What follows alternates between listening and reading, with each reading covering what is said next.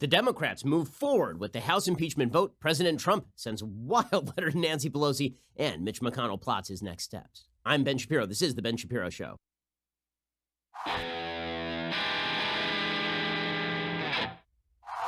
The Ben Shapiro Show is sponsored by ExpressVPN. Protect your online privacy today at expressvpn.com/Ben. Well, do you feel uncertain about things these days? Does it feel like the country is existing on knife's edge? Does it feel as though the economy could be inflated, or could it possibly be depressed? Do you know anything? I don't know anything. It feels like nobody knows anything because everything is a mess. And it's about this time you should be thinking, maybe I should diversify my portfolio, because if you don't know what's coming, and nobody does, it is a good idea to have 1 foot in each area of the market, which means you should have like 12 feet. But one of those feet should actually be in precious metals. And this is where Birch Gold comes in. I trust the folks at Birch Gold. I've known them for years. They've been working with me for years. Right now, they actually have a really great offer for the holidays. They call it the Silver Stocking Stuffer event. When you contact Birch Gold Group this month to buy precious metals, once you complete your purchase before December 20th, Birch Gold will send you free silver. It's a great stocking stuffer or Hanukkah gift.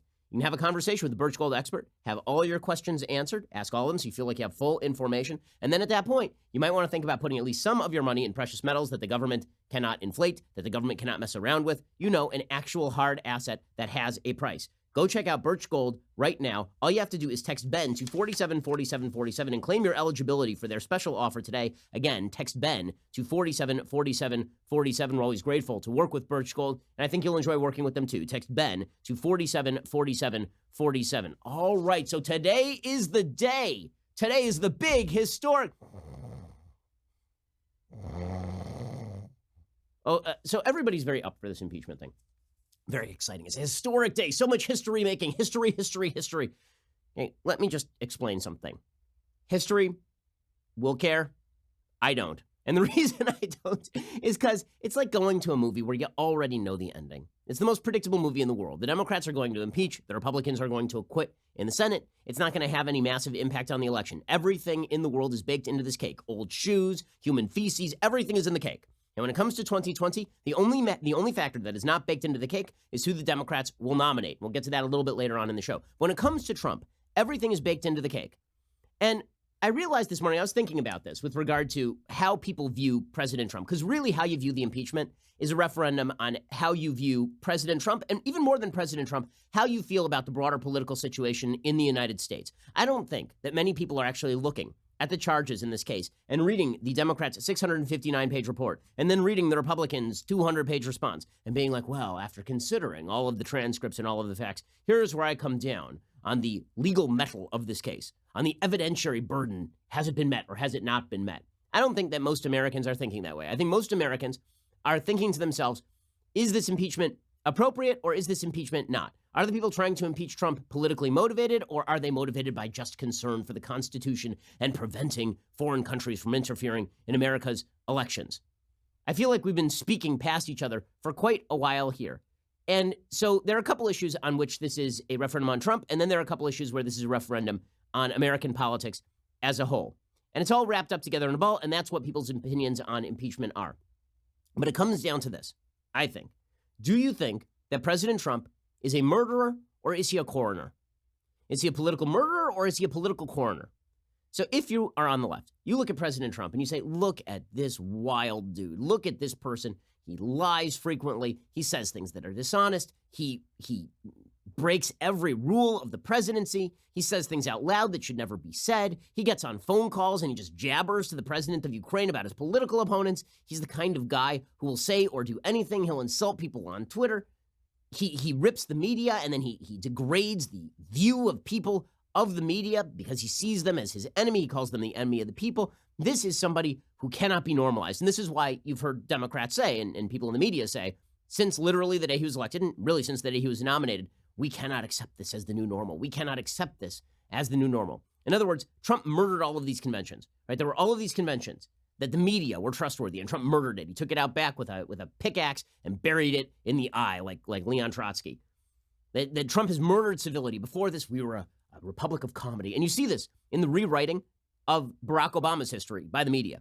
It has now been an accepted part of the media's history that Barack Obama was actually a politician of comedy and unity and spent his days trying to cut bipartisan deals, which for any of us who have a memory longer than that of the fish Dory in Finding Nemo, we recognize that that's a bunch of crap. Okay, but for folks on the left, it's like, well, Barack Obama, that was a man of honor and civility. Civility. I don't remember a lot of civility from Barack, but they do. They do. Don't you remember those days when there was a consensus that politics stopped at water's edge, that you never militarized foreign policy on behalf of your own political viewpoint? And now Donald Trump has wrecked that. He's the murderer of that political consensus. The idea that we were all in it together. And it's true domestically, too. Trump has polarized us along domestic political lines, whereas once we were unified, it is Trump who has wrecked everything. And this is the view of the left and the view of the media. And when it comes to impeachment, they say, well, if we don't impeach now, then we've broken impeachment forever. If we don't impeach now, then the very conventions of impeachment will have been destroyed for all time. Trump will have murdered them. It will just be another casualty of his evil. Okay, so the view of the left is that Donald Trump is the political murderer, right? That he is Michael Myers, and that he is stalking Jamie Lee Curtis, and that Jamie Lee Curtis is all that is good and right with the American Republic. And then there is the view of the people who are, I would say, probably on the middle or on the right. And that view is that Trump is not actually a political murderer. Yes, he exacerbates a lot of the problems that the country has already been experiencing. No, he's not militating against any of those. But Trump is much more a coroner than he is a murderer. That his election represents the recognition by the American people that all these things were already dead. Trump came upon the still warm corpse of American politics, and then he declared it dead. And so Democrats, seeing a man standing over the body, are going, oh, that guy probably killed him, right? That guy's the murderer. And Republicans, conservatives, independents, they're looking at Trump and they're going, nope, that body was dead. And Trump didn't exactly get down on his hands and knees and perform CPR on the guy. But he ain't the murderer, he's the coroner. He's the person who came along and declared all of these things dead. So the media's credibility was gone. It was already gone. Newt Gingrich was attacking it in 2012 to wild acclaim. The media had already made clear that they were nothing but sort of drool carriers for Barack Obama. So Donald Trump coming along and ripping the media, that was nothing new. That was just him declaring something dead that we all knew was dead. Then when it comes to civility, Barack Obama was going around insulting everybody who didn't agree with him as a bitter clinger. Joe Biden was going around saying that Mitt Romney was going to put black people back in chains, that he was an evil person who put dogs on the top of his car and all of this. It was interest groups in favor of Barack Obama, super PACs running ads suggesting that Mitt Romney had fired people so their wives would get cancer and die. So don't tell me that civility died because Donald Trump put a stake through its heart. Donald Trump is the coroner. He came along and he said, look, there's civility. It's dead. So I'm not gonna pretend it's alive. No zombie civility here. The same thing when it comes to this quote-unquote consensus. There was no consensus on American foreign policy. Politics did not stop at water's edge. Most of us are old enough to remember when mainstream members of the left were suggesting that George W. Bush was a war criminal and should be tried in The Hague. We remember when the Democrats were undermining the Iraq war. We remember when the Democrats were pulling precipitously out of Iraq and leaving room for ISIS.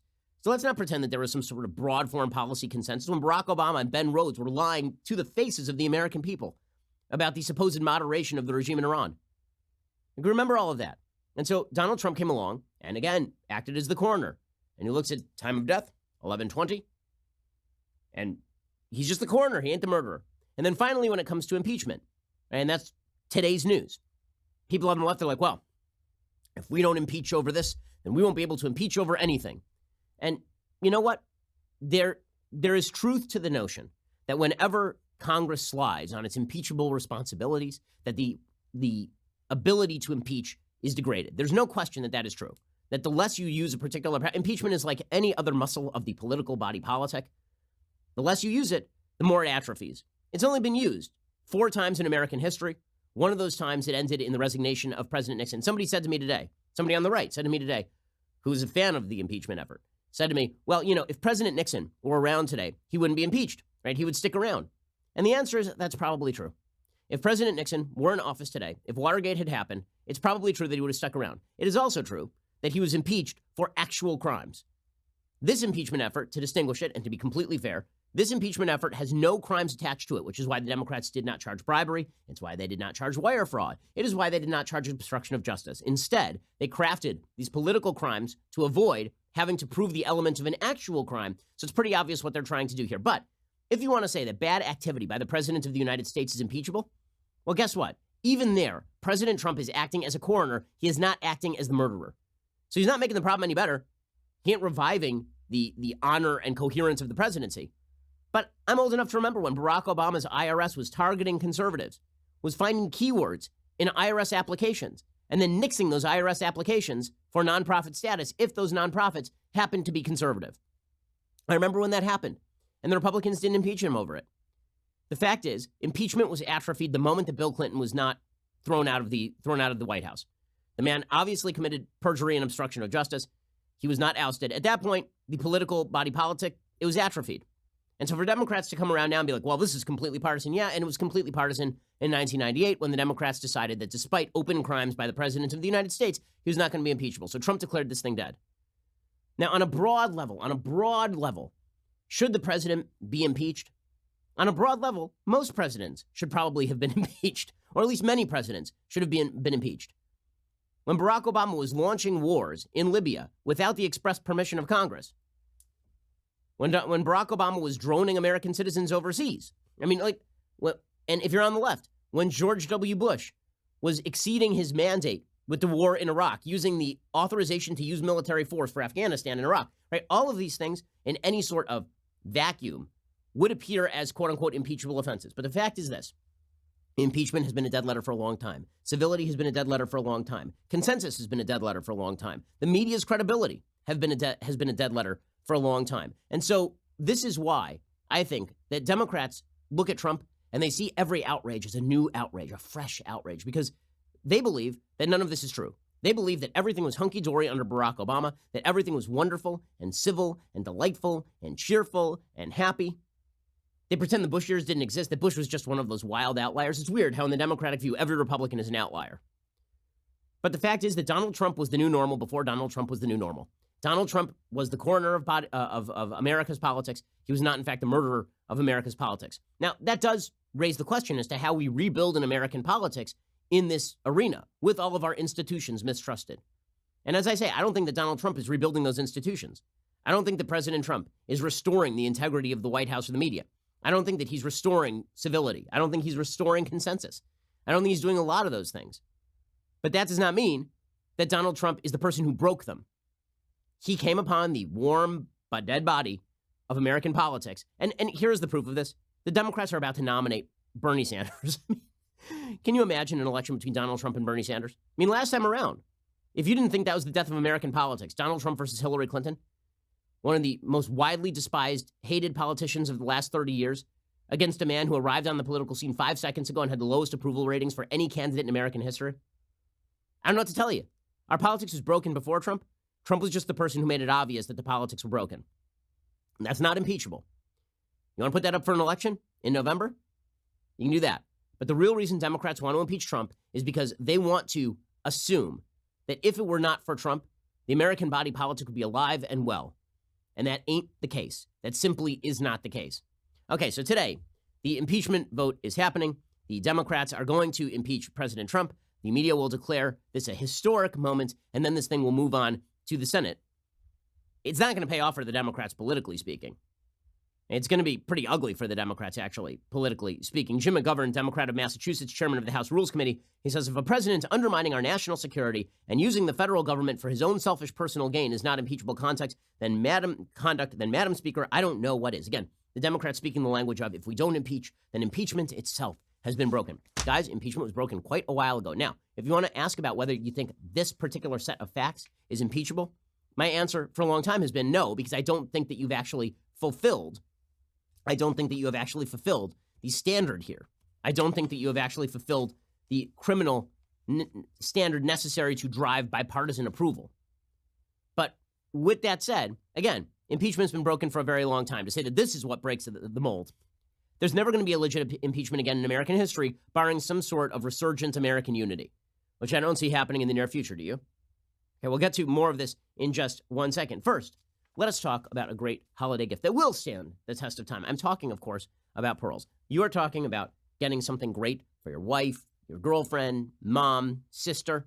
Let me tell you, the best gift, women love jewelry, and they love pearls. How do I know? And they love pearls from the Pearl Source. I know this because I've gotten some for my wife. They are spectacularly beautiful. She loves them. And I got her a pearl necklace. I also got her a pair of earrings. sort of diamonds dripping down into a pearl earring. Just gorgeous, gorgeous stuff. Beautiful, beautiful things. You can get them from the Pearl Source. And when you do, you're saving a ton of money. You save 70% off retail prices. Why? Because the Pearl Source cuts out the middleman. You're shopping online. They eliminate that traditional 5 times markup by jewelry stores. They're selling directly to you, the consumer. Now, Christmas and Hanukkah are already next week. Good news, it is not too late. The Pearl Source offers free 2-day shipping on every order. Everything comes beautifully packaged in an elegant jewelry box, so it's ready to be given as a gift. You will receive your beautiful pearls in time for the holidays. Do it now so that you don't get stuck doing it later. No worries. The Pearl Source comes with the no-hassle 60-day money-back guarantee, so it's risk-free. So if you get her piece of jewelry she doesn't love, you can just get the money back. Plus, with more than 20 years in the pearl business, over 5,000 5-star reviews, you can be sure you're shopping from a trusted retailer. By the way, you don't have to trust them. You can trust me. I know the people who run the Pearl Source. I've known them for decades. They are absolutely trustworthy, honorable people. They're great. It's a terrific business. Go check them out right now. thepearlsource.com/Ben. Enter promo code Ben at checkout. You get an extra 20% off your entire order. For everyone on that Christmas list, wife, mom, sister, daughter, it's a gift that lasts the test of time. Go straight to the source, the Pearl Source, thepearlsource.com/Ben. Enter promo code Ben at checkout. Go check it out right now. It's basically last chance before the holidays, and you can still get that shipping in, but like they're going to ship it to you real fast, so you get it before the holidays. Okay, so the Democrat narrative is that if we don't impeach over this, impeachment is broken. The Republican narrative is you're cherry-picking the evidence. Tom Cole of Oklahoma, the ranking Republican on the House Rules Committee, said the Democrats were being partisan and using cherry-picked evidence to fit their narrative. He says, if we're really being honest, Democrats have been searching to impeach Trump since the day he was elected. And that, of course, is true. They've been looking to impeach Trump because they believe that Trump is the aberration. The American body politic was healthy, and Trump murdered it. And if we can withdraw Trump and withdraw the knife, everything goes back to normal. Except there wasn't a normal. There wasn't the normal in the first place. And I think most Americans understand this, which is why the impeachment stuff is not going anywhere. People feel like Democrats are partisan. People feel like this has nothing to do with healing the body politic and everything to do with exacerbating the divides inside the body politic. This is how the American people feel. So the way you can tell this most easily is the fact that Democrats are not even running ads on impeachment. Republicans are. Nick Corasaniti, writing for the New York Times, for the past 2 months, television ads across central Virginia have sounded a lot like President Trump's Twitter feed. A rigged process, a sham impeachment, no quid pro quo. But Pelosi's witch hunt continues. An ad from the Republican nonprofit group America First Policies cried as images of Abigail Spanberger, who represents the region in Congress, flickered on screen. Spanberger, of course, is a blue Democrat in a red district or purple district. During the roughly 2 months the impeachment inquiry has been underway, Trump and his Republican allies have flooded the airwaves, spending more than $16.7 million on ads critical of the impeachment effort. A vast majority of those ads attack House Democrats rather than defending the president, according to Advertising Analytics, an ad tracking firm. Democratic groups are not fighting back directly, are choosing to instead focus mainly on other issues like health care, which shows you what they think, right? If they thought that a referendum on Trump would win them re-election, if they think that just shouting that Trump is going to skew the election unless you get out and vote is going to win the election for them, even they don't think that. Instead, they're running ads on health care. They're spending just $5.4 million on television ads specific to impeachment. Instead, the most prominent democratically funded message on TV is Mike Bloomberg for president. So the Democrats are not spending on pushing the impeachment effort. Why? Because they know the American people do not agree with them. That Donald Trump, the elected president of the United States, remember, 63 million people voted for him, and right now he is favored in the polls to win re-election. And according to the latest polls out, the only Democrat who's capable of beating him is Joe Biden, and Biden is fading in the polls against Trump. And he's lost ground to Trump over the past couple of months. And so the American people are just not buying the argument that if you don't get rid of Trump, the American people will not be heard. Now, Trump himself, and honestly, Trump himself makes the case for Democrats that he is out of the box, but the American people still see through that, and they say, yeah, no, politics was out of the box. This is just the latest episode in Arkham Asylum over here. So President Trump has sent a letter to Nancy Pelosi. It's something that his base enjoys because the letter is full on Trump. I mean, it's Trumpy, Trumpy, Trumpy. It's something that the middle of the country kind of shrugs at because they figure, okay, well, independents are like, yeah, that's Trump. That's my Trump. Like, we know him. We got it. And Democrats are infuriated by it because, again, to Democrats, he is the murderer. He is not the coroner. His very presence is the knife wound in the body. As opposed to everybody else who's like, yeah, no, he's just a symptom. He ain't the cancer. He's the symptom. Right? Just like most other things in American politics are symptoms of a broader ill. So here is President Trump's letter to Nancy Pelosi, and it is wild, okay? It's a wild letter. It makes some points. It is colorful. And it is just an indicator that if the American people want to get rid of this guy, guess what?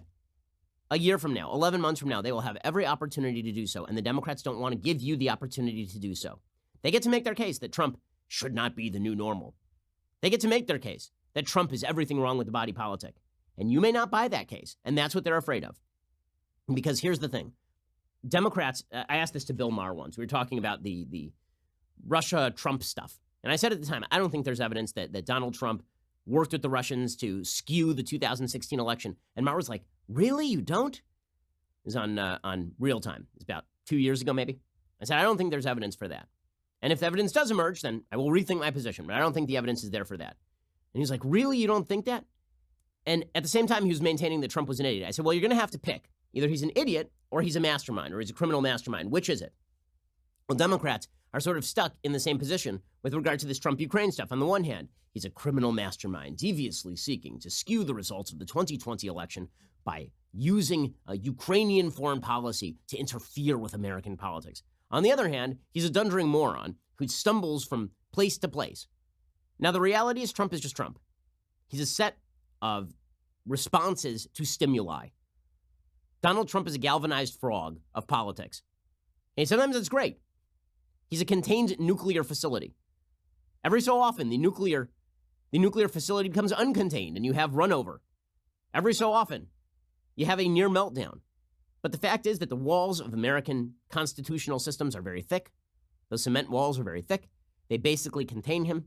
And so when we get glimpses of the nuclear power underneath, it's like, oh, man. But do we feel that he's basically contained? I think the American people basically feel this is contained. Now, whenever he issues these letters, people on the left are like, and this is why he should be impeached. And guess what? Because you think he should be impeached over this letter, this is why we don't trust you. Really, because this letter ain't impeachable. Now, you've seen Democrats being like, this is the very reason why Donald Trump should be impeached. The letter is basically just a 6-page long restatement of his main thesis, which is that the impeachment is a disgrace, something that he said yesterday in a press conference. Here's President Trump explaining that the vote itself is a disgrace. To impeach the president of the United States for that is a disgrace, and it's a mark in our country. And I'll tell you what, other presidents in the future, unless they do something about this, other presidents are going to have to live with this. And every time they do something that's a little bit unpopular, a little bit strong, even if they're 100% right, because I've done a great job. Okay, so Trump then sends a letter to this effect. And Nancy Pelosi's response to the letter is that the letter is sick and just another reason why he should be impeached. Okay, well, that is a referendum again on, is he the murderer or is he the coroner? The letter to her is evidence that he's the murderer. The response from the American people basically has been, nope, you were part of this, Nancy. You've been here for years. Donald Trump's been here for like 3 years. You were one of the murderers of American politics. We were there. We remember. Here's Nancy Pelosi calling the letter sick. No reaction. It's ridiculous. You have no reaction? Why not? No, I mean, I haven't really fully read it. We've been working. I've seen the essence of it, though, and it's really sick. It's really sick, guys. It's sick. And every Republican goes, yeah, you know what's sick? You leaping to an impeachment inquiry without evidence of an actual crime. Right? That's what's really sick. In just a second, we'll get to the actual text of President Trump's last, his pre-impeachment letter, the last letter that he will write as a non-impeached president in the House. We'll get to that in 1 second because it is entertaining. It is all you have come to expect from President Trump. We'll get to all of those things in just 1 second.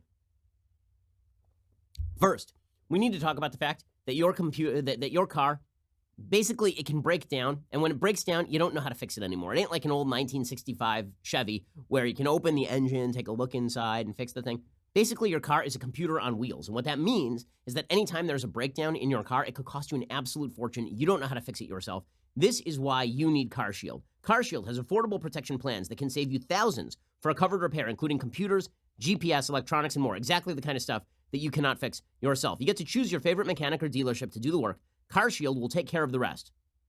CarShield coverage gets you back on track in no time. They offer complimentary 24/7 roadside assistance and a rental car while yours is being fixed. CarShield has helped over 1 million customers already, so drive with confidence, knowing that you do have coverage from America's #1 auto protection provider. I have coverage from CarShield. CarShield is an excellent company. Whether you have 5,000 miles or 150,000 miles on your vehicle, it is inevitable that something will break. Don't wait until your check engine light comes on. Get covered by CarShield today. It can provide you the peace of mind of knowing, okay, your car breaks down in the middle of the highway and you have no idea what to do with it. and you can't take it over to the local auto body shop and just get it fixed without spending a bunch of money out of pocket, CarShield's got you covered. Call 800-CAR-6000, mention code Ben, or visit carshield.com and use code Ben to save 10% today. That's carshield.com, code Ben, and you can drive with security. A deductible may apply. That's carshield.com, code Ben, or 800-CAR-6000, and mention code Ben when you call, and you get 10% off. Go check them out right now and feel that peace of mind of knowing that you are now protected on the road. Okay, so here is Donald Trump's incredible, wild letter to Nancy Pelosi. All of the good, all of the bad, wrapped up into a ball from the President of the United States. So here he is. Dear Madam Speaker, I write to express my strongest and most powerful protest against the partisan impeachment crusade being pursued by the Democrats in the House of Representatives. This impeachment represents an unprecedented and unconstitutional abuse of power by Democrat lawmakers, unequaled in nearly 2.5 centuries of American legislative history. Okay, now you know that Trump is writing this because he is capitalizing bizarre words. So Democrat and lawmakers is capitalized for no reason. Not really sure why. To be fair, it is not an unconstitutional abuse of power. He couldn't appeal his impeachment. The articles of impeachment introduced by the House Judiciary Committee are not recognizable under any standard of constitutional theory, interpretation, or jurisprudence. They include no crimes, no misdemeanors, and no offenses whatsoever. You have cheapened the importance of the very ugly word impeachment. Okay, this happens to be true. Okay, they do not include a crime, and this is a point that I have made. Right? Yes, it is true that if Richard Nixon came up for impeachment today, probably he would not be impeached. It is also true that at least that impeachment effort had crimes attached to it. The same thing happened to be true with Bill Clinton, who had perjury and obstruction of justice attached to it. The Democrats specifically crafted these charges to avoid including criminal conduct. They said abuse of power, which is not a crime, and obstruction of Congress, which is not a crime. The second charge, by the way, obstruction of Congress, is so unbelievably weak because, again, all they had to do was wait for a judiciary to force Trump's officials to turn over documents. Trump would have done it, and then there's no obstruction of justice. And so that is just, it's an utter outright lie. And he is correct when he says that these charges include no crimes. Trump continues, by proceeding with your invalid impeachment, you are violating your oaths of office, you are breaking your allegiance to the Constitution, and you are declaring open war on American democracy. And, this last statement that they're declaring an open war on American democracy, listen, they're using constitutional means, but I think that the vast majority of the American people, in the end, if given the choice between impeachment and we get to vote on this guy in 2020, are like, let's vote on the guy. The Democrats are treating this as though this is the final referendum on Trump, which is a bizarre take, by the way. They keep saying over and over, if Trump isn't impeached, well, then he could cheat and steal the election. And so now you are delegitimizing every election from here on in, which Democrats have been wont to do in 2016 with Stacey Abrams in Georgia in 2018. Trump says you dare to invoke the founding fathers in pursuit of this election nullification scheme, yet your spiteful actions display unfettered contempt for America's founding, and your egregious conduct threatens to destroy that which our founders pledged their very lives to build. I'm not going to say that every sentence here was written by Trump. He says, even worse than offending the founding fathers, you are offending Americans of faith by continually saying, I pray for the president, when you know this statement is not true, unless it is meant in a negative sense. It is a terrible thing you are doing, but you will have to live with it. Not I! Not I! At this point, I've slipped from mild consternation to enjoyment, because if we're going to have a circus, bring out the elephants, man. I want to see the clowns. I want to see the bearded lady. I want to see the acrobats. I want to see the whole thing. I'm going to break out this popcorn right now because, let's be real, I've not been entertained by this impeachment.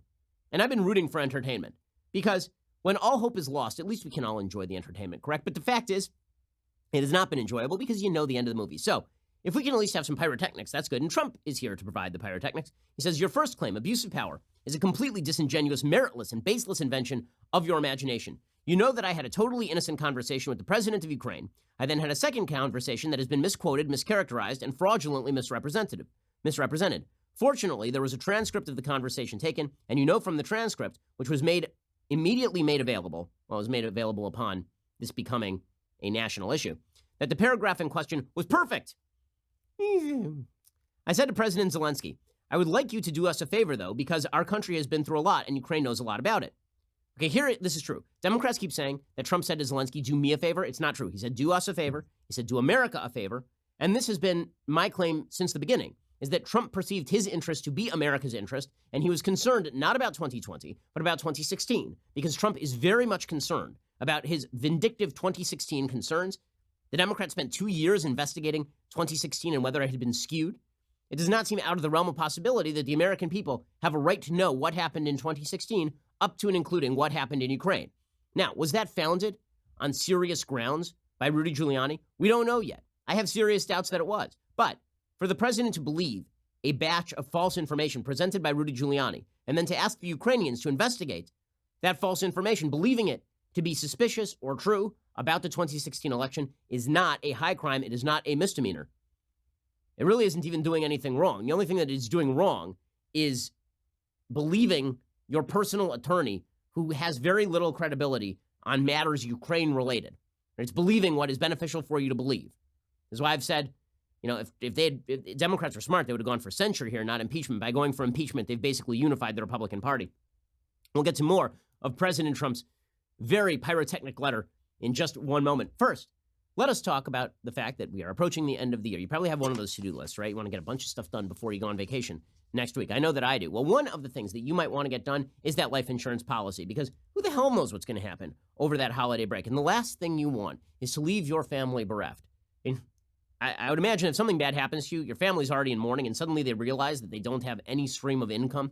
Suddenly they realize they got to pay for that funeral. It ain't going to go great. This is why you should have life insurance. Every responsible adult should have life insurance. But where the heck do you get life insurance? Answer, PolicyGenius.com. Policy Genius makes finding the right life insurance a breeze. In minutes, you can compare quotes from the top insurers and find your best price. You could save $1,500 or more a year by using Policy Genius to compare life insurance policies. Once you apply, the Policy Genius team will handle all the paperwork and the red tape. And Policy Genius doesn't just make life insurance easy. They can also help you find the right home and auto insurance, disability insurance. So if you need life insurance, but you're not sure where to start, why not start over at PolicyGenius.com? Just takes a few minutes to find that right life insurance policy, apply, cross another thing off that holiday to-do list. Policy Genius, when it comes to life insurance, it is indeed nice to get it right. Okay, we're going to get back to President Trump's letter and to Mitch McConnell's response in the Senate to where all of this is going. Everything impeachment related coming up. First, great news, gang. We have a perfect gift for you to give this holiday season. It is the gift of me. No, I'm not going to come to your house, but it's like I'm living with you.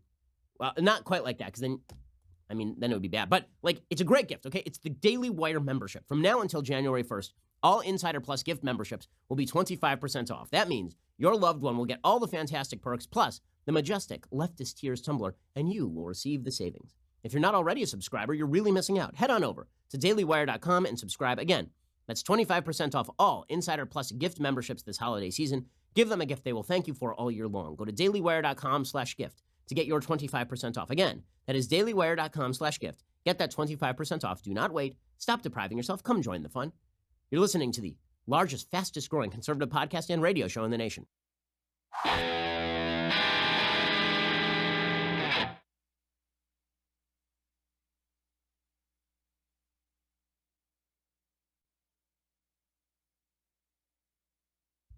Okay, so President Trump continues with this letter to Nancy Pelosi that leads up to the impeachment vote today. He says that in this call with Zelensky, I mentioned the Attorney General of the United States. Every time I talk with a foreign leader, I put America's interests first, just as I did with President Zelensky. You're turning a policy disagreement between two branches of government into an impeachable offense.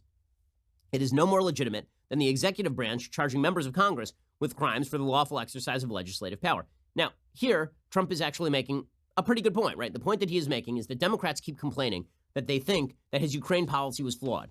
Well, guess what? I think his Ukraine policy was flawed. But he was elected. I was not. The Democrats in Congress do not get to control Ukraine policy, at least insofar as President Trump going through the motions of military aid, President Trump meeting with foreign leaders. Right? He's the commander-in-chief. He does have extraordinary power on the foreign policy front. And just because you disagree with him, and just because Marie Yovanovitch disagrees with him, and just because Gordon Sondland disagrees with him, and just because Lieutenant Colonel Alexander Vindman disagrees with him, that does not make it a criminal impeachable offense. Trump continues with regard to Biden. He says, you know full well that Vice President Biden used his office and $1 billion of U.S. aid money to coerce Ukraine into firing the prosecutor who is digging into the company paying his son millions of dollars. You know this because Biden bragged about it on video. Biden openly stated, quote, I said, I'm telling you, you're not getting the $1 billion. I looked at them and said, I'm leaving in 6 hours. If the prosecutor is not fired, you're not getting the money. Well, son of a bitch, he got fired. Even Joe Biden admitted just days ago in an interview with NPR that it looked bad. Now you're trying to impeach me by falsely accusing me of doing what Joe Biden has admitted he actually did. Now, again, that's probably an overread of what Biden is admitting to. Right? There's suspicion by Republicans that Joe Biden was militating against a prosecutor who was looking into Burisma, which had hired his son Hunter for $50,000 a month to be on its board of directors, which is an extraordinary amount of money for a useless, incompetent buffoon. Okay, but with that said, Biden wouldn't admit to that, but Trump was suspicious of that. Is that completely wrong? Hard to see why. President Zelensky has repeatedly declared I did nothing wrong and that there was no pressure. He further emphasized that it was a good phone call, that I don't feel pressure, and explicitly stressed that nobody pushed me. The Ukrainian foreign minister stated very clearly, I've never seen a direct link between investigations and security assistance. He also said there was no pressure. Senator Ron Johnson of Wisconsin, a supporter of Ukraine, who met privately with President Zelensky, has said, at no time during this meeting was there any mention by Zelensky or any Ukrainian that they were feeling pressure to do anything in return for the military aid. Many meetings have been held between representatives of Ukraine and our country. Never once did Ukraine complain about pressure being applied. Not once. Ambassador Sondland testified that I told him, no quid pro quo, I want nothing, I want nothing, I want Zelensky to do the right thing, do what he ran on. Okay, well, that is certainly what Trump told Sondland. Sondland then testified that he thought there was a quid pro quo, but that's exactly the point, is that there isn't enough for impeachment, even if you are suspicious that Trump is not telling the truth here. The second claim, so-called obstruction of Congress, is preposterous and dangerous. House Democrats, says Trump, are trying to impeach the duly elected president of the United States for asserting constitutionally based privileges that have been asserted on a bipartisan basis by administrations of both political parties throughout our nation's history. So as I say, I don't think Trump wrote this whole letter. There are parts of this that are actually quite true and quite good and well-spoken. Because under that standard, every American president would have been impeached many times over. As liberal law professor Jonathan Turley warned when addressing congressional Democrats, quote, I can't emphasize this enough.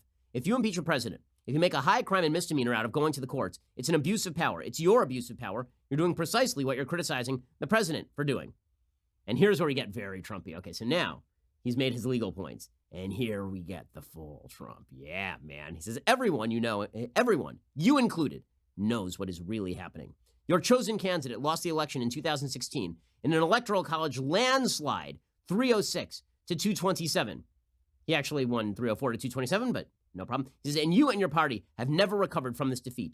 You have developed a full-fledged case of what many in the media call Trump derangement syndrome, and sadly, you will never get over it. You're unwilling and unable to accept the verdict issued at the ballot box during the great election of 2016. So you have spent 3 straight years attempting to overturn the will of the American people and nullify their votes. You view democracy as your enemy. Speaker Pelosi, you admitted just last week at a public forum that your party's impeachment effort has been going on for 2.5 years, long before you ever heard about a phone call with Ukraine. 19 minutes after I took the oath of office, the Washington Post published a story headline, The campaign to impeach President Trump has begun. Less than 3 months after my inauguration, Representative Maxine Waters stated, I'm going to fight every day until he's impeached. House Democrats introduced the first impeachment resolution against me within months of my inauguration for what will be regarded as one of our country's best decisions, the firing of James Comey. See Inspector General reports, who the world now knows is one of the dirtiest cops our nation has ever seen. By the way, Comey was wildly incompetent. Should have been fired by the Obama administration, actually. A ranting and raving Congresswoman, Rashida Tlaib, declared just hours after she was sworn into office, we're going to go in there and we're going to impeach the mother effer. Representative Al Green said in May, I'm concerned that if we don't impeach this president, he will get reelected. Again, you and your allies said and did all of these things long before ever you heard of President Zelensky or anything related to Ukraine. See, here's the thing about Trump, right? And this is what you're getting from the letter. A lot of what he's saying is absolutely true. And thus, the referendum on Trump is really a referendum on broader American politics and the belief that the Democrats are not going after Trump on solid grounds, that this is just the latest hook upon which they are hanging their hat. And Trump is putting his finger there, and he is correct about that. He's doing it in colorful fashion, but he's right. He says, as you know very well, this impeachment drive has nothing to do with Ukraine or the totally appropriate conversation I had with its new president. It only has to do with your attempt to undo the election of 2016 and steal the election of 2020. Congressman Adam Schiff cheated and lied all the way up to the present day, even going so far as to fraudulently make up out of thin air my conversation with President Zelensky of Ukraine and read this fantasy language to Congress as though it were said by me. And he is specifically referring to this incident where Adam Schiff basically did make up a conversation about how Trump was shaking down Ukraine instead of just reading the transcript. His shameless lies and deceptions dating all the way back to the Russia hoax is one of the main reasons we are here today. You and your party, says Trump, are desperate to distract from America's extraordinary economy, incredible jobs boom, record stock market, soaring confidence, and flourishing citizens. By the way, this is Trump's entire 2020 ad campaign, and it's going to work. He says your party simply cannot compete with our record 7 million new jobs, the lowest ever unemployment for African Americans, Hispanic Americans, and Asian Americans, a rebuilt military, a completely reformed VA with choice and accountability for our great veterans, more than 170 new federal judges and 2 Supreme Court justices, historic tax and regulation cuts, the elimination of the individual mandate, the first decline in prescription drug prices in half a century, the first new branch of the U.S. military since 1947, the Space Force, strong protection of the Second Amendment, criminal justice reform, a defeated ISIS caliphate, the killing of the world's #1 terrorist leader, al-Baghdadi, the replacement of the disastrous NAFTA trade deal with the wonderful USMCA, which is definitely an exaggeration. A breakthrough, NAFTA was not disastrous, and also USMCA mostly mirrors NAFTA. A breakthrough phase 1 trade deal with China, massive new trade deals with Japan and South Korea, withdrawal from the terrible Iran nuclear deal, cancellation of the unfair and costly Paris Climate Accords, becoming the world's top energy producer, recognition of Israel's capital, opening the American embassy in Jerusalem, and recognizing Israeli sovereignty over the Golan Heights, a colossal reduction in illegal border crossings, the ending of catch and release, and the building of the southern border wall. And that is just the beginning. There is so much more. You cannot defend your extreme policies. Open borders, mass migration, high crime, crippling taxes, socialized healthcare, destruction of American energy, late-term taxpayer-funded abortion, elimination of the Second Amendment, radical far-left theories of law and justice, and constant partisan obstruction of both common sense and common good. This paragraph is Trump's re-election campaign in a nutshell, and it is very likely to work. Because it is simply true that Trump's record on the actual issues has been pretty good for Americans. In the end, that is true. And Democrats are hoping that this election becomes a referendum on Trump. By making this impeachment effort, it starts to become an election referendum on Democrats. And who's the candidate who can avoid that? Who's the candidate on the Democratic side who can avoid this thing becoming a referendum on the Democrats' own extremism and their willingness to push impeachment about political priorities? Who can do that? Bernie?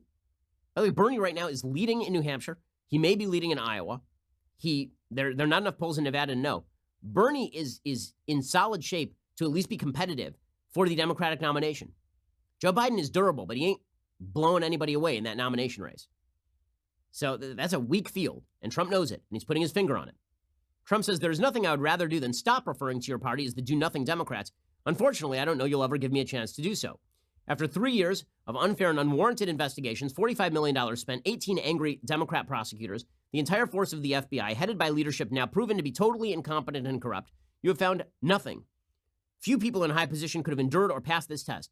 You do not know, nor do you care, the great damage and hurt you have inflicted upon wonderful and loving members of my family, says Trump. You conducted a fake investigation upon the democratically elected president of the United States, and you are doing it yet again. There are not yet many people who would have taken the punishment inflicted during this period of time and yet done so much for the success of America and its citizens. Now, you can tell that sentence is written by Trump because it's his arm is barely long enough to pat himself on the back there. He says, instead of putting our country first, you have decided to disgrace our country still further. You completely failed with the Mueller report because there was nothing to find. So you decided to take the next hoax that came along, the phone call with Ukraine, even though it was a perfect call. And by the way, when I speak to foreign countries, there are many people with permission listening to the call on both sides of the conversation. You are the ones interfering in America's elections. You are the ones subverting America's democracy. You are the ones obstructing justice. You are the ones bringing pain and suffering to our republic for your own personal, selfish, political, and partisan gain. Before the impeachment hoax, it was the Russian witch hunt. Against all evidence, and regardless of the truth, you and your deputies claimed that my campaign colluded with the Russians. A grave, malicious, slanderous lie, a falsehood like no other. Listen, I get enjoyment from the fact that President Trump has these sort of key phrases that he comes back to. Like no other. There was a tsunami like a hurricane like no other. Because you can sort of see Trump just reading this out loud before a fire, a sort of soft fire glowing in the background. He's got that Christmas log out, just reading this out loud. You forced our nation through turmoil and torment over a wholly fabricated story, illegally purchased from a foreign spy by Hillary Clinton and the DNC in order to assault our democracy. Yet, when the monstrous lie was debunked and this Democrat conspiracy dissolved into dust, you did not apologize, you did not recant, you did not ask to be forgiven. You showed no remorse, no capacity for self-reflection. Instead, says Trump, you pursued your next libelous and vicious crusade. You engineered an attempt to frame and defame an innocent person. All of this was motivated by personal political calculation. Your speakership and your party are held hostage by your most deranged and radical representatives of the far left. Each one of your members lives in fear of a socialist primary challenger. This is what is driving impeachment. Look at Congressman Nadler's challenger. Look at yourself and others. Do not take our country down with your party. If you truly cared about freedom and liberty for our nation, says Trump, you would be devoting your vast investigative resources to exposing the full truth concerning the FBI's horrifying abuses of power during and after the 2016 election, including the use of spies against my campaign, the submission of false evidence to a FISA court, the concealment of exculpatory evidence in order to frame the innocent. The FBI has a great and honorable people, but the leadership was inept and corrupt. I would think that you would be personally appalled by these revelations because in your press conference the day you announced impeachment, you tied the impeachment effort directly to the completely discredited Russia hoax, declaring twice that all roads led to Putin when you know that is an abject lie. I've been far tougher on Russia than President Obama ever even thought to be. That part's true. He says any member of Congress who votes support of impeachment against every shred of truth, fact, evidence, and legal principle is showing how deeply they revile the voters and how truly they detest America's constitutional order. Our founders feared the tribalization of partisan politics. You are bringing their worst fears to life. And here is where President Trump goes the full Trump.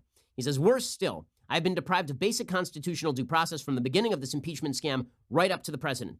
I have been denied the most fundamental rights afforded by the Constitution, including the right to present evidence, to have my own counsel present, to confront accusers, to call and cross-examine witnesses. Now, again, he does have the ability to do all of that in a Senate trial, which he probably will forego. Like the so-called whistleblower who started this entire hoax with a false report of the phone call that bears no relationship to the actual phone call that was made.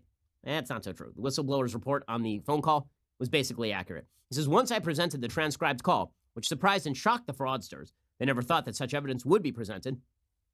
The so-called whistleblower and the second whistleblower disappeared because they got caught. The report was a fraud. They were no longer going to be made available to us. In other words, once the phone call was made public, your whole plot blew up, but that didn't stop you from continuing. More due process was afforded to those accused in the Salem witch trials.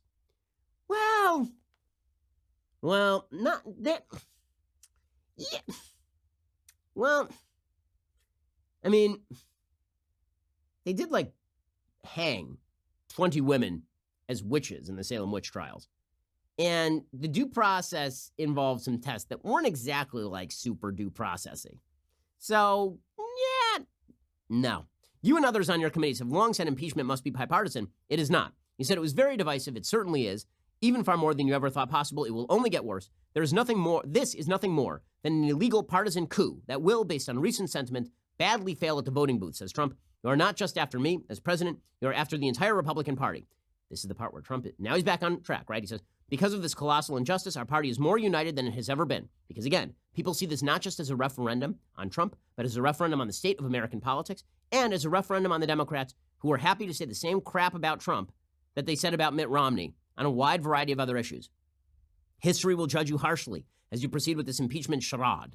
Your legacy will be that of turning the House of Representatives from a revered legislative body into a star chamber of partisan persecution. Perhaps most insulting of all is your false delay of solemnity. Now, this may be the best part of the letter. He says, you apparently have so little respect for the American people that you expect them to believe you are approaching this impeachment somberly, reservedly, and reluctantly. No intelligent person believes what you are saying. Fact check. True. Since the moment I won the election, the Democratic Party has been possessed by impeachment fever. There is no reticence. This is not a somber affair. You are making a mockery of impeachment. You are scarcely concealing your hatred of me, of the Republican Party, and tens of millions of patriotic Americans. The voters are wise. They are seeing straight through this empty, hollow, dangerous game you are playing. I have no doubt the American people will hold you and the Democrats fully responsible in the upcoming 2020 election. They will not soon forgive your perversion of justice and abuse of power. And Trump concludes, there is far too much that needs to be done to improve the lives of our citizens. It is time for you and the highly partisan Democrats in Congress to immediately cease this impeachment fantasy and get back to work for the American people. While I have no expectation that you will do so, I write this letter to you for the purpose of history and to put my thoughts on a permanent and indelible record. 100 years from now, when people look back at this affair, I want them to understand it and learn from it so it can never happen to another president again. Sincerely yours, Donald J. Trump, President of the United States. So there you have President Trump's final signing off missive as the House of Representatives votes to impeach him. Okay, well, I promise you we have 2 hours of additional commentary on this later on the radio show. That's why you should subscribe, because as things develop over the course of the day, we'll be updating. We'll get to Mitch McConnell's plans and all the rest. But I thought that since this is going to be what goes down in the history books, the vote and Trump's letter, you ought to have heard Trump's final thoughts before the actual impeachment happens. Okay, time for a quick thing that I like and then a quick thing that I hate. So, quick thing that I like, I may as well make it an impeachment-related thing that I like. I'm amused by the Democrats in the Senate trying to proclaim that Mitch McConnell is the real holdup here. Again, the members of the House of Representatives had the ability to call all of these witnesses. They had the ability to call Mick Mulvaney. They had the ability to call Mike Pompeo. They had the ability to call Mike Pence. They had the ability to call John Bolton. They had the ability to do all these things. All they had to do was simply wait for the judiciary to adjudicate all of this. Instead, they didn't. They rushed ahead because they knew they didn't have the goods, so you may as well move this thing fast. Chuck Schumer now is trying to put this all in Mitch McConnell's lap. He says McConnell wants to use the Senate to help Trump with his cover-up. Okay, well, Democrats did a crap job with their investigation, and now they're looking for McConnell to clean up their diarrhea. That ain't happening. Here is Chuck Schumer trying to pressure McConnell. It appears Leader McConnell, after going on Fox News, has already made up his mind about the Senate impeachment trial. It's clear that Senator McConnell wants to use the Senate to help participate in a cover-up. Do you want someone who proudly says they are not impartial to be on a jury judging high crimes and misdemeanors, serious charges against the President of the United States? Okay, McConnell's response to all of this is, are you high? Well, in what sense am I supposed to be impartial? I'm a senator. This is a political process. This is not a jury process. What the hell are you talking about? You're the ones who have said all along you don't need to show a crime because it's political. It isn't an actual criminal process. Here's Mitch McConnell going, guys, I'm not a juror, and this is not an actual, criminal trial. And if it were a criminal trial, you don't have the goods. This thing wouldn't even meet the standard for prosecution, which happens to be true. Here's Mitch McConnell going, guys, this is just crap. I'm not an impartial juror. This is a political process. There's not anything judicial about it. Impeachment is a political decision. The House made a partisan political decision to impeach. I would anticipate we will have a largely partisan outcome in the Senate. I'm not impartial about this at all. You got to love that. Mitch McConnell, he may be ramming through all sorts of garbage packages that President Trump approves of, spending packages like $1.4 trillion in spending, which we'll get to in just a second. But when it comes to this sort of stuff, he is a cut-to-the-bone, stone-cold cocaine Mitch killer. There's Mitch McConnell also adding, by the way, I'm not going to save your garbage investigation. If you think I'm going to call a bunch of witnesses that you guys wouldn't even wait for, yeah, that ain't happening. Stuff it. The Senate is meant to act as judge and jury, to hear a trial, not to rerun the entire fact-finding investigation because angry partisans rushed sloppily through it. If the Senate volunteers ourselves to do House Democrats' homework for them, we will only incentivize an endless stream of dubious partisan impeachments in the future. We don't create impeachments over here, Mr. President. We judge them. Yeah, and then Jackie Speier from California, who apparently has but passing knowledge of the legal process, suggests that Mitch McConnell should recuse himself. Because he's political, because he's a Republican, he should recuse. You're right. All the Republicans should recuse themselves, and the Democrats, those impartial arbiters of fact and law, they should be the ones who vote. By Jackie Speier's logic, the only people who should be allowed to vote on the impeachment of a president are members of the opposing party. Can't imagine how that would end. Here's Jackie Speier being a dolt. I think, we're going to have to call for a mistrial before it ever gets over to the Senate. My understanding is that each of the senators is going to have to take an oath that they will independently evaluate the evidence for impeachment and for conviction. It sounds like there's no interest in doing that whatsoever, and I would think Mitch McConnell should recuse himself. He should recuse himself? Recuse himself. What does she think this is? It's a political process. And if it weren't the political process, again, you have not even charged him with a crime. All right, time for a quick thing that I hate.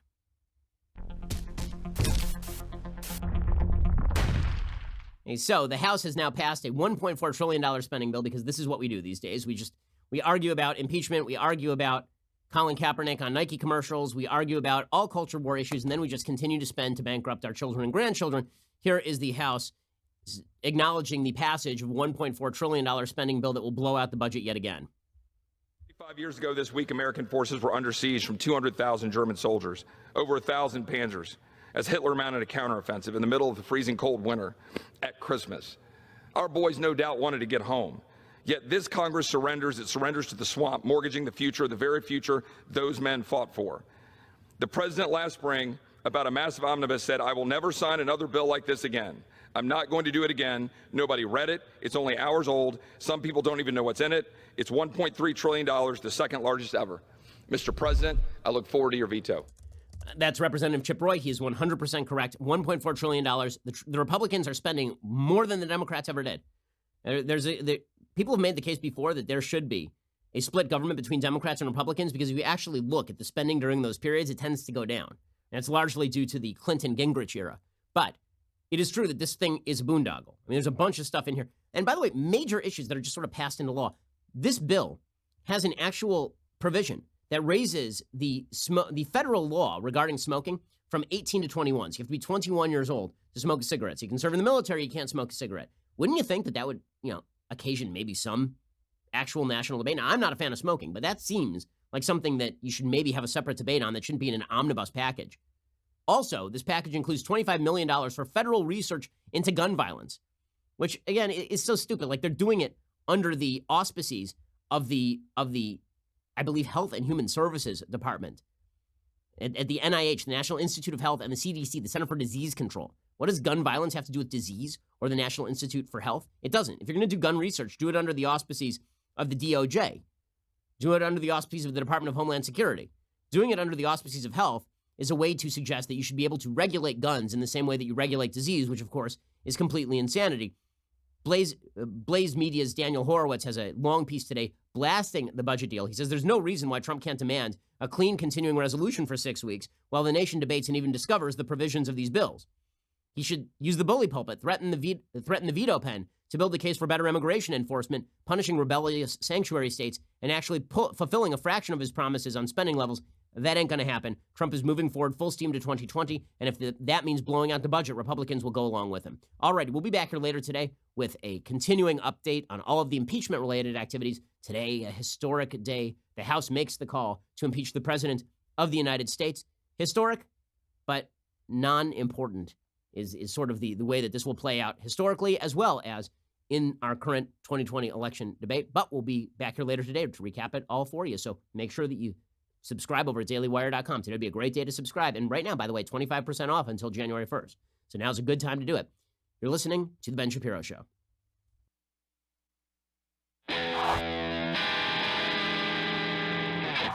The Ben Shapiro Show is produced by Rebecca Dobkowitz, directed by Mike Joyner, executive producer Jeremy Boring, senior producer Jonathan Hay, supervising producers Mathis, Glover, and Robert Sterling, technical producer Austin Stevens, associate producer Colton Haas, assistant director Pavel Wydowski, edited by Adam Sayevitz. Audio is mixed by Mike Romina. Hair and makeup is by Jessica Elvira. Production assistant Nick Sheehan. The Ben Shapiro Show is a Daily Wire production. Copyright Daily Wire 2019. On the Matt Walsh Show, we're not just discussing politics. We're talking culture, faith, family, all of the things that are really important to you. So come join the conversation.